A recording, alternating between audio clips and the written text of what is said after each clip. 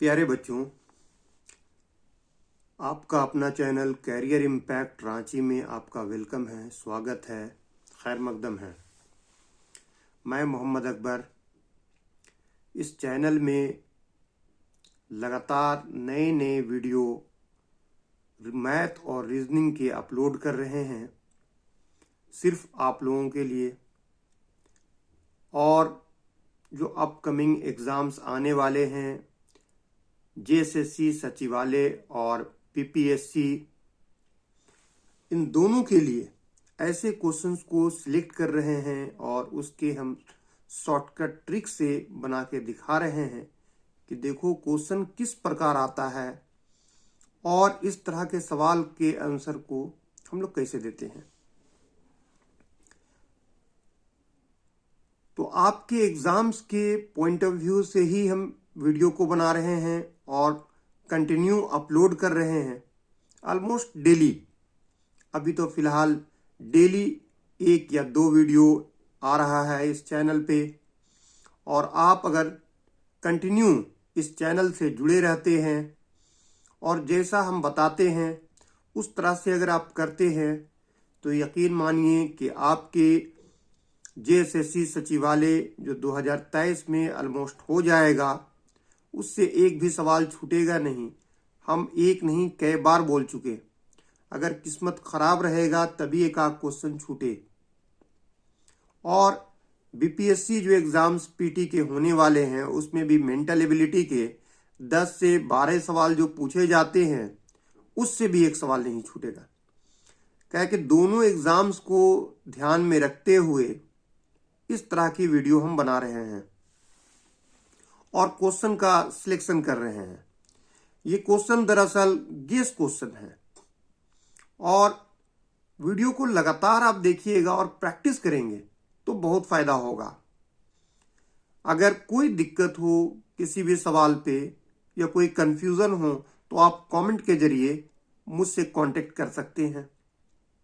और हर एक वीडियो में मेरा कांटेक्ट नंबर भी है, वही मेरा व्हाट्सएप नंबर भी है। आप व्हाट्सएप के ज़रिए भी मुझसे कांटेक्ट कर सकते हैं। जब भी मौका मिले मुझे क्लास के बाद तो हम आपके सवालों का जवाब देंगे और वक्त निकाल करके हम आपके लिए आते हैं यूट्यूब पे। चलिए, आज की क्लास होगी रीजनिंग से रिलेटेड। रीजनिंग के कुछ इम्पॉर्टेंट क्वेश्चंस जो आपके आने वाले एग्जाम्स के लिए बहुत बहुत इम्पॉर्टेंट है, वे सारे क्वेश्चंस लेके आए हैं। देखिए, आज के सेशन शुरू करते हैं। पहला सवाल जो है क्वेश्चन इंग्लिश में है, लेकिन इसका हिंदी का अनुवाद हम कर देंगे। आप पेन और कॉपी लेकर के बैठा करें। अगर हिंदी में लिखना है तो उसे आप लिख लिया करें। जैसे दिया है, a cow is to a calf as goat is to. मतलब एक गाय जो है, गाय का एक बछड़ा है, मतलब गाय का एक बछड़ा होता है। गाय क्या देती है? बछड़ा देती है। गाय के बच्चे को बछड़ा कहते हैं, काफ कहते हैं। उसी प्रकार बकरी के बच्चे को क्या कहेंगे? तो गाय के बच्चे को बछड़ा कहते हैं, काफ कहते हैं। तो गॉट की बकरी को, जो बकरी है, गॉट है, उसके बच्चे को मेमना कहते हैं, लैम कहते हैं। तो इसका ऑप्शन हो जाएगा ऑप्शन सी। एकदम आसान सवाल, लेकिन ये इंग्लिश से रिलेटेड रहा। तो बकरी के बच्चे को लैम कहा जाता है। उसी प्रकार अब सेकंड क्वेश्चन देखिए, बहुत ही आसान है। दिया हुआ है ग्रेट। ग्रेट बराबर 25 दिया हुआ है, तो नंबर बराबर क्या होगा?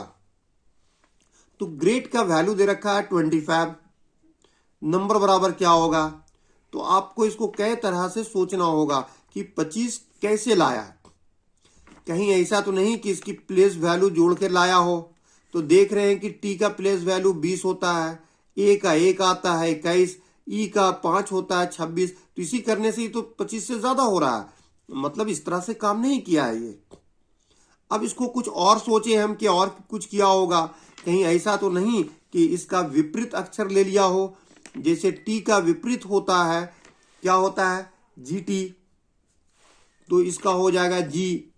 जब बताए थे आपको हम शॉर्ट ट्रिक, टी का उल्टा जी, इसकी याद रखने का तरीका जीटी रोड, तो इसका विपरीत होगा जी, जी का वैल्यू 7, लेकिन ए का वैल्यू जेड होगा तो उसका होता है 26, तो इस 26 और 7 मिलके तो सही हो जाएगा 28, जबकि 25 आना है यहाँ, मतलब ये भी तरीका नहीं होगा। तो आपको इस तरह से सोचना है कि क्या किया है। यहाँ जो साफ देख रहे हैं हम लोग और जो ऑप्शन दिया हुआ है उससे भी हमें पता चलता है कि ये किया क्या है। तो यहाँ देख रहे हैं कि कितनी लेटर है, 1 2 3 4 5, 5 लेटर है, तो 5 का स्क्वायर करेंगे तो 25 हो रहा है। उसी प्रकार जो नंबर में कितने लेटर्स हैं, 1 2 3 4 5 6, जब 6 लेटर है तो 6 का वर्ग करेंगे, 6 का स्क्वायर करेंगे तो 36 होगा, तो आपको ऑप्शन हो जाएगा ए। तो इससे आपको पता लगाना है कि किया क्या है। पहला वाला जो देता है वो दरअसल एग्जाम्पल होता है और सेकंड वाला उसी आधार पे आपको बनाना होता है। तो यहाँ दिया है 5 लेटर का वर्ड दे रखा है, यहाँ 6 लेटर का, 5 लेटर का स्क्वायर करोगे तो 25 होगा और 6 लेटर का स्क्वायर करोगे तो 36 होगा। ठीक है, उम्मीद है कि समझ में आ गया होगा। चलिए नेक्स्ट क्वेश्चन। रीजनिंग में इसी तरह से आपका ब्रेन का टेस्ट लेता है कि आप कितना सोच सकते हैं। मैथ में तो खैर फार्मूला से भी बन जाता है क्वेश्चन, और अगर बेसिक कॉन्सेप्ट है तो उस तरह से भी बन जाएगा, लेकिन रीजनिंग में आपको थोड़ा सोचना होता है। इसमें देखिए root under A F I बराबर एम लिखा है, फिर दिया है root under 1 D D equal to L, और फिर देखा है root under A B A equal to क्या होगा। ये क्वेश्चन बहुत ही बढ़िया लिखा है और बहुत ही बढ़िया क्वेश्चन है। ये सोचने वाला है कि ये क्या किया है, क्योंकि इसमें रीजनिंग तो जरूर दिया है लेकिन मैथ से रिलेटेड है, क्योंकि रूट मैथमेटिक्स में ही आता है। तो अब क्या किया है इसे आप गौर से देखें। अगर हम लोग कुछ इस तरह से करते हैं कि यहां एम लाया, एम का प्लेस वैल्यू 13 होता है, तो क्या 13 हो रहा है, इसका होता है आई का 9, एफ का 6 और ए का 1, तो 9 और 6 15 और 1 16 हो रहा है। जबकि यहां दे रहा है एल का 12 होता है, डी का 4, डी का 4 8 8 और यहां से ए का 1 9, तो नहीं हो रहा है। तो इसका मतलब कुछ और किया है। अब क्या किया है उसे हम लोग पता लगाएंगे। देखो ये किया क्या है कि ये रूट अंडर ए का होता है प्लेस वैल्यू 1, एफ का होता है 6 और एन का होता है 9, 169 बन गया, और 169 का होता है स्क्वायर रूट 13, और 13 का प्लेस वैल्यू होता है एम। ठीक है, उसी प्रकार यहां से जब देखोगे इसको तो ए का 1, डी का 4 और इस डी का भी 4, तो बन गया रूट अंडर 144, और 144 का स्क्वायर रूट होता है 12, तो ये 12 किसका होता है, एल का। तो यहां से मिल गया आपको एम का प्लेस वैल्यू 13 और एल का प्लेस वैल्यू 12। इसका मतलब है कि दो एग्जाम्पल तो हमें समझ में आ गया। तो उसी आधार पे जब इसे बनाएंगे हम, तो यहाँ ए का 1, बी का 2 और ए का 1, रूट अंडर 121, और रूट अंडर 121 का होगा 21, और 21 का प्लेस वैल्यू क्या होता है, तो वो 11 होता है। इसका मतलब option number B is the correct answer. Is it clear और हैव यू एनी डाउट? कोई दिक्कत है? वैसे स्टूडेंट जो हिंदी भाषी हैं वो अंग्रेजी से बिल्कुल ना घबराएं। हम सारे क्वेश्चन को हिंदी में अनुवाद कर दे रहे हैं, हिंदी में ही बता रहे हैं आपको, और किसी तरह का कोई दिक्कत हो तो मुझसे कह सकते हैं। हम इंग्लिश और हिंदी में लगातार 2 तरह से वीडियोस ला रहे हैं ताकि दोनों को हम संतुष्ट कर सके, जो इंग्लिश मीडियम हो और जो हिंदी मीडियम है। ठीक है, तो no need to be panic, आपको घबराने की कोई ज़रूरत नहीं है। हम 1 बाय 1 सारे आपके प्रॉब्लम को सॉल्व करेंगे। चलिए अगला प्रश्न है, next question, choose the odd one, अर्थात विषम को चुने। विषम मतलब जो सबसे अलग होता है उसे विषम कहते हैं, उसे हम लोग ऑड कहते हैं। ऑड वन जो सबसे डिफरेंट हो। अब यहां देखो आपका 4 ऑप्शन दिया हुआ है, ए बी सी डी। ए में दिया है 27, B 35, C 18 and D 9। Which one is different? कौन एक अलग है? अब इसको हम लोग कैसे करेंगे? एक तो करके देखो, कहीं ऐसा तो नहीं कि कोई प्राइम नंबर हो और बाकी सब कंपोजिट नंबर हो, मतलब कोई ऐसा हो संख्या जो अभाज्य संख्या हो या ऋण संख्या हो और दूसरा सब यौगिक है। तो ये देख रहे हैं कि ये तो 3 के टेबल से कट जाएगा, 3 9 27, ये नहीं होगा। ये 7 के टेबल से भी कट रहा है, ये भी ऋण नहीं होगा। और ये 2 के टेबल से भी कटेगा, 3 का भी कटेगा, 6 से भी कटेगा, ये भी 3 से जाएगा। मतलब कोई भी इसमें संख्या जो है वो प्राइम नंबर नहीं है। तो अब क्या होगा? प्राइम नंबर नहीं है तो तब दूसरा कुछ सोचो कि और क्या कर सकते हो। तो यहां देख रहे हैं कि 27, 18 और 9 ये सब जो है वो 9 के टेबल में आता है, 9 के पहाड़ा में आता है। 9 1 जा 9, 9 2 जा 18, 9 3 जा 27। बट 9 के टेबल में 35 नहीं आता है। 9 के पहाड़ा में 9 1 9, 9 दूनी 18, 9 3 27, लेकिन 9 के पहाड़ा में 35 नहीं आता है। It means 35 is the odd one. Is it clear?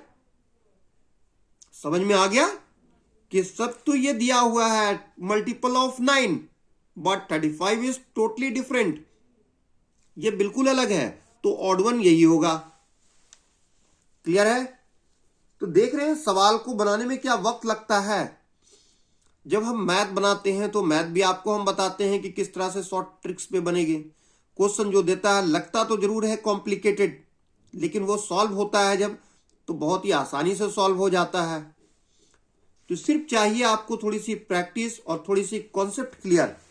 अगर कॉन्सेप्ट क्लियर है आपके तो कोई भी सवाल को आप क्षणों में बना सकते हैं, with in the few second. और इन सब सवालों को बनाने में ज्यादा वक्त नहीं लगता है। चलिए नेक्स्ट क्वेश्चन की तरफ चलते हैं।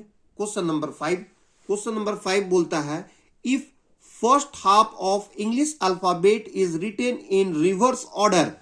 बोलता है यदि अंग्रेजी वर्णमाला के प्रथम अर्धक क्या होता है? First half.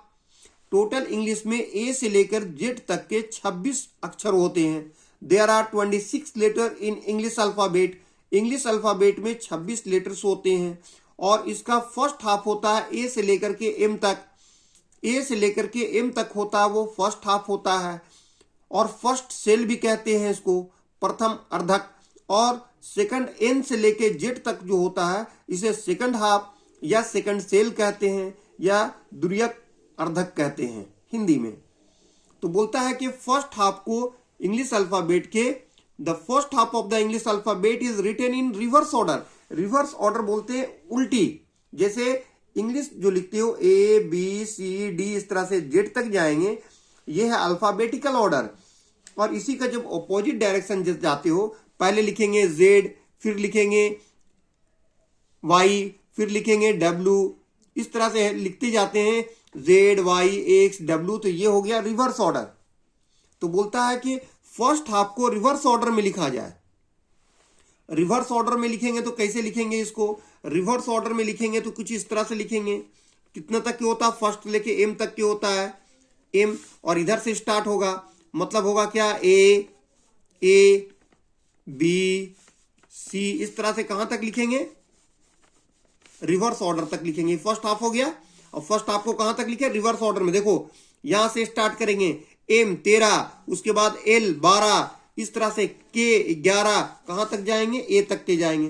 तो ये फर्स्ट हाफ का रिवर्स ऑर्डर हो गया। और बाकी सेकंड हाफ जो होगा तो क्या होगा? एम के बाद क्या आता है? एन ओ पी, ये कहां तक जाएगा? तो ये वाई जेड तक के जाएगा। तो टोटल 26 लेटर हो गया। ये कहलाएगा सेकंड हाफ और ये कहलाएगा फर्स्ट हाफ। ठीक है? तो बोलता है फर्स्ट हाफ को रिवर्स ऑर्डर में लिखा जाए। आगे बोलता है then find the 15th letter from the right. तो राइट से 15 लेटर कौन सा होगा? तो देखो यहां से यहां तक के तो 13 होता है, ये सेकंड हाफ ये भी 13 होगा और ये भी 13 होता है, ये भी 13 होता है। इसमें भी 13 लेटर्स होते हैं, 13 लेटर्स होता है और इसमें भी 13 लेटर्स होता है। हमें 15वां लाना है राइट साइड, तो राइट ये हो गया, राइट इस तरफ से लेंगे तो यहां से यहां तक 13 तो काउंट हो गया, ये 14, ये 15, तो 15 कौन सा हो जाएगा, तो 15 होगा आपका B. B is the correct answer. तो बी यहां पर जो होगा ये ऑप्शन नंबर सी। समझ में आ गया। देखिए हम इस तरह आपको हम समझा रहे हैं ताकि आपको क्लियर समझ में आ जाए, आप कॉपी में राइट डाउन करें। और नहीं तो जैसे ही बोला था ये कि इंग्लिश अल्फाबेट के फर्स्ट हाफ को रिवर्स करेंगे तो मतलब इधर वाला राइट साइड वाला तो 13 होगा, हमें 15वां लाना है तो 2 अक्षर लाएंगे, जब इधर से होगा तो ए और बी होगा, 16वां होता तो सी होता। मतलब इसमें से 13 में से और कितना जोड़ेंगे कि 15 आएगा, तो 2 जोड़ेंगे तो 2 किसका होता है, बी का होता है। तो इजी वे से आप निकाल सकते हैं। ठीक है, चलिए नेक्स्ट क्वेश्चन, क्वेश्चन नंबर 6। ध्यान से देखें क्वेश्चन नंबर 6 क्या बोलता है। क्वेश्चन नंबर 6 बोलता है if work is coded as 4, 12, 9, 16 then how will you code omen. बोलता है हिंदी में, यदि वर्क को 4, 12, 9, 16 द्वारा कोडेड किया गया है, उसे सांकेतिक भाषा में लिखा गया है, तो बताइए ओमेन को उसी कोड भाषा में कैसे लिखेंगे। सवाल समझ में आ गया। अगर वर्क को इस तरह लिखा गया है 4, 12, 9, 16, इसका मतलब W बराबर 4, O बराबर 12, R बराबर 9 और K बराबर 16, तो बताओ इसी भाषा में ओमेन को कैसे लिखेंगे। ये क्वेश्चन कोडिंग डिकोडिंग से है और बहुत ही बढ़िया सवाल पूछा है। सवाल ऐसा है कि एक बार स्टूडेंट को सोचने पर मजबूर करेगा। अगर सोच लिए तब तो आसानी से बन जाएगा और नहीं तो दिक्कत है। तो कोडिंग डिकोडिंग में हम स्टूडेंट्स को बहुत सारे ट्रिक्स बताते हैं। जब उसकी चैप्टर्स पढ़ाते हैं तो उसमें इस तरह के प्रश्न को हम हल करने का तरीका भी बताएं। अगर जो मेरे स्टूडेंट हैं जो रेगुलर क्लास किए हैं मुझसे, वे तो ये सवाल को बहुत आसानी से बना लेंगे, लेकिन वैसे स्टूडेंट जो नहीं पढ़े हैं उसे थोड़ी सी दिक्कत होगी। तो देखो यहाँ से कि इसमें क्या दिया है। यहाँ दे रखा है W और W बराबर 4, जबकि हम W का प्लेस वैल्यू जानते हैं कि 23 होता है 23, जबकि यहाँ लिखा है 4। तो आप जोड़ोगे, इसका प्लेस वैल्यू 23 होता है, इसका प्लेस वैल्यू अगर लिखोगे तो क्या आएगा 23। इसका प्लेस वैल्यू कितना होता है 15, इसका प्लेस वैल्यू 18 और इसका प्लेस वैल्यू 11। अब देखो चेक करके कि 23 में 4 जोड़ रहे हो तो 27 आ रहा है, 15 में 12 जोड़ोगे तो 27 आएगा, 18 में 9 जोड़ोगे तो 27 आएगा, 11 में 16 जोड़ोगे तो 27 आएगा। इसका मतलब है इसे जो कोडेड किया गया है इसके ऑपोजिट लेटर से किया गया है। आप जानते हो W का ऑपोजिट क्या होता है, तो D होता है। O का ऑपोजिट क्या होता है, तो L होता है। R का ऑपोजिट क्या होता है, तो I होता है। K का ऑपोजिट क्या होता है, तो P होता है।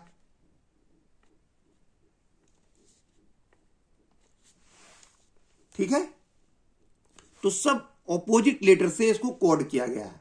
तो अब बहुत ही आसान है। तब तो हमें निकालना है किसका, ओमेन का।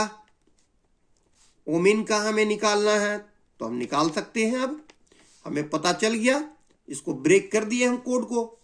अब W है तो W के लिए क्या होगा ऑपोजिट, D, और D का क्या होता है 4। O का क्या होगा, वैसे तो O का यहां भी दे रखा है, O का है 12, तो इसको डायरेक्ट आप 12 लिख सकते हो।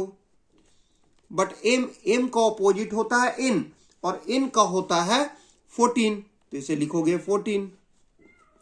A का ऑपोजिट होता है Z और Z का होता है 26। N का ऑपोजिट होगा M और M का होता है 13। तो अब मिलाओ कि कौन सा आंसर होगा। 4, 12, 14, 29, 13, 4, 12, 14, हाँ 26, जेड का 26 गलती हो गई, 26, 13, 26, 13। तो option number A is correct answer. समझ में आया?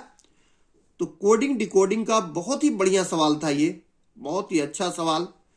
बन जाने के बाद बहुत आसान लगता है और जब नहीं बनता है तो यही सवाल टेंशन क्रिएट करता है। ठीक है, चलिए अगला सवाल, क्वेश्चन नंबर 7। देखिए क्वेश्चन नंबर 7 क्या दिया है, 71, 55, 46, 42 और उसके बाद दिया क्वेश्चन मार्क। इसका मतलब है कि what number come in the place of question mark, प्रश्न चिन्ह के स्थान पर कौन सा संख्या आएगा। यहां देखो कंटिन्यू ये डिक्रीजिंग ऑर्डर पे जा रहा है। 71 से घट गया कितना, 55, उससे घट गया कितना 46, उससे 42, तो जो भी होगा इससे कम होगा। तो कम तो ऑप्शन 40, 41, 39 और 38 दे रखा है। लेकिन अब हमें ये से पता करना है कि क्या किया है ये 71, 55, 46, 42, इससे चेक करते हैं कि क्या किया है। इन दोनों का बीच का डिफरेंस देखो तो बगल से एक लो 11, 11 में से 5 गया तो 6, यहां बच जाएगा 6, 6 में से 5 गया 1। इन दोनों का बीच का डिफरेंस लेके पता करो, बगल से एक 15, 15 में से 6 गया तो 9, 4 4 कैंसिल। इनसे अगर हम लेते हैं तो 46 में से 42 गया तो 4। तो मुझे यहाँ साफ नजर आ रहा है कि 4 का मतलब हो गया ये 16 है ना, तो ये 4 का स्क्वायर है। 9 का मतलब है ये 3 का स्क्वायर है और 4 का मतलब है ये 2 का स्क्वायर है। मतलब एक बार 4 के स्क्वायर से घट रहा है, फिर दूसरी बार 3 का स्क्वायर घट रहा है, फिर 2 का स्क्वायर घट रहा है। तो इसके बाद जब घटेगा तो कितना घटेगा, तो 1 का स्क्वायर घटेगा। तो 1 का स्क्वायर क्या होता है 1, तो 42 में से 1 घटेगा तो कितना आ जाएगा 41। तो 41 जो होगा वो सही है जवाब होगा, तो ऑप्शन नंबर बी। समझ में आ गया? ये सीरीज जो दे रखा था, हमें सीरीज इस तरह से पता करना पड़ता है कि क्या करें हम, जिससे कि हमारा जितना भी है वो सब जगह इक्वल होनी चाहिए। एक सिस्टमेटिक वे से अगर डिक्रीज हो रहा है तो कोई सिस्टमेटिक वे से, तो यहां सिस्टमेटिक वे से क्या मिल रहा है हमें कि ये 4 का स्क्वायर घटाया, यहाँ 3 का, ये 2 का तो बराबर 1 का होगा। ठीक है, तो इस तरह से हमें पता चल गया कि 42 में से 1 घटाएंगे तो 41 आएगा। बहुत ही आसान सवाल था। वैसे बनने के बाद सब आसान होता है और नहीं बनता है तो टफ होता है। चलिए आज की क्लास के आखिरी सवाल ये देखिए, दे रखा है insert the missing character chapter से। इसमें दिया है 9, 18, 38, 17, 6, इसी तरह से ये दे रखा है और ये दे रखा है। यहां पर दे रखा है क्वेश्चन मार्क, मतलब बीच में एक जगह मिसिंग है। उसी मिसिंग को जो है ना फाइंड आउट करने बोलता है कि what will come in the place of question mark, अर्थात प्रश्न चिन्ह के स्थान पर क्या आएगा। तो अब देखो ये दो जो दे रखता है, दो एग्जाम्पल है, दो एग्जाम्पल को देखते हुए तीसरा को उसी आधार पर आंसर निकालना है। अब सोचो कि क्या करें हम।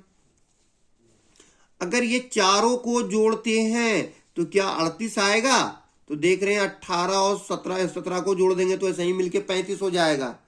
35 और 6 मिलके 41 नहीं हो रहा है, ये मतलब ये तरीका नहीं है। दूसरा गुना का तो कहीं से कोई सवाल ही पैदा नहीं होता कि 9 को 6 से गुना कर दोगे तो 54 अकेले हो जाएगा और इधर 35 हो जाता है। अगर 54 में 35 घटाते हो तो क्या आ रहा है, चलो करके देखो।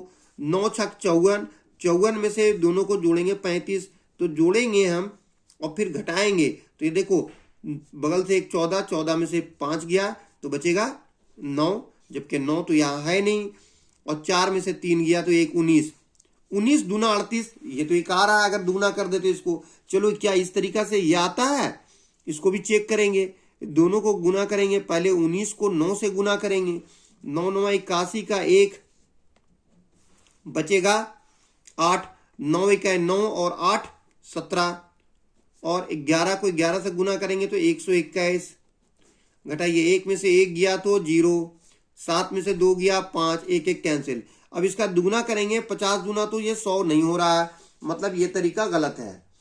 अब क्या किया जाए, कुछ और सोचा जाए। अगर दोनों को जोड़ते हैं तो कितना हो रहा है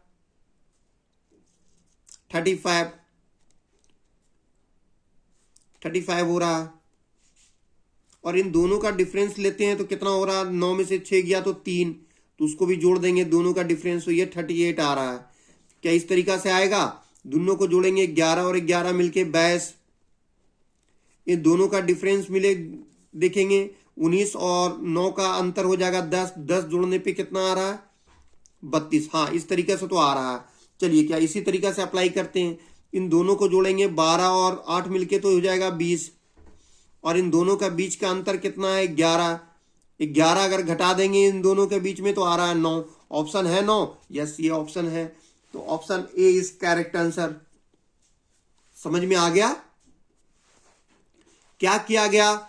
इन दोनों को जोड़ा गया, इन दोनों को जोड़ा गया, और इन दोनों के अंतर से इन दोनों को अंतर को जोड़ा गया, तो आपका आंसर आ गया यहाँ 38। उसी तरह से इन दोनों को जोड़ा गया, इन दोनों को जोड़े, 11 और 11 22, और फिर इन दोनों का अंतर 19 और 9 का अंतर 10 को जोड़े तो आ गया 32। उसी तरह इन दोनों को जोड़ेंगे तो 20, और इन दोनों के अंतर देख रहे हैं 20 और 9 के बीच में 11, 11, इसको आप क्या करोगे? जोड़ना था, लेकिन ना जी यहाँ घटा रहे हैं, नहीं, फिर दूसरे तरीके से सोचना होगा। ये इसे नहीं आ रहा है, ये तो अंतर हो गया। 29 तो है नहीं, नहीं, फिर दूसरे तरीके से सोचना होगा। 35 और 9 को जोड़ते हैं 44, फिर दूसरे तरीका जोड़ना होगा, नहीं हो रही है। ये तीसरा वाला नहीं बैठ रहा, दोनों को जोड़ रहे हैं 20 हो रहा है, दोनों का अंतर को घटा नहीं रहे, जोड़ना था ना हमें, जोड़ते तो हो जाता है कितना? 31 होता, जबकि 31 है नहीं। फिर से देखेंगे इसको, 18 और 17 मिलकर के हो रहा है 35। चलो अब देखते हैं 35, इसमें 9 को अगर जोड़ते हैं और फिर उसके बाद 6 को घटाते हैं तो ये हो जाएगा 44। 44 माइनस 6 करेंगे तो कितना आ रहा है? 38 आ रहा है। चलो इसको ट्राई करते हैं, 11 और 11 मिलकर 22, उसमें जोड़ देंगे कितना? 19, और उसमें घटा देंगे कितना? 9, तो जोड़ेंगे तो कितना होगा? 11, 1 1 और 1 2 2 और 2 4, 41, 41 माइनस 9 करेंगे तो 32 आ रहा है। चलो इसको करके देखो, दोनों को जोड़ेंगे तो क्या होगा? 12 8 20, उसमें जोड़ देंगे 9 और घटाएंगे कितना? 20, तो ये प्लस 20 माइनस 20 कट गया, 9 आ रहा। हाँ, इस तरीका से आएगा, तो आपका ऑप्शन तो 9 ही होगा। क्लियर है? मतलब सारे जगह पे सटीक बैठना चाहिए। तो उम्मीद है कि आज का वीडियो पसंद आया होगा, और क्वेश्चन भी बहुत बहुत इंपॉर्टेंट क्वेश्चन था। आप इन सब सवालों को कंटिन्यू प्रैक्टिस करें। ये ऐसे सवाल हैं कि आपको जो बाजार में इतनी सारी बुक्स अवेलेबल है या मार्केट में आए हुए हैं जो कॉपी कट पेस्ट किए हुए हैं, और उसे कोई टीचर नहीं लिखते हैं, बल्कि के प्रेस वाले जो होते हैं वो कलेक्ट कर करके प्रिंट करके मार्केट में लाते हैं ताकि वो बिजनेस कर सके। इससे आपकी सिलेक्शन नहीं होगी, क्योंकि क्वेश्चन का जो स्टैंडर्ड होता है और जिस एग्जाम्स के लिए क्वेश्चंस को चूज किया जाता है वैसा होता नहीं है। तो हम आपको जो दे रहे हैं वीडियो में, इसको आप अच्छा से प्रैक्टिस करें। इसी तरह के प्रश्न आपके आएंगे, हो सकता है कि एक भी सवाल ना छूटे आपसे। तो आप कंटिन्यू वीडियो देखें, और जो भी ऐसे हैं जो पहली बार हमारे चैनल पे आए हैं, उसको वीडियो अच्छा लगे तो लाइक के साथ साथ आप वीडियो को सब्सक्राइब करना और बेल आइकन दबाना ना भूलें, ताकि मेरे आने वाले अपकमिंग वीडियोस आपको मिलता रहे। और साथ ही साथ अपने दोस्तों को भी शेयर करें ताकि उसे भी इस वीडियो से लाभ हो। चलिए, आज के लिए इतना ही। Thank you.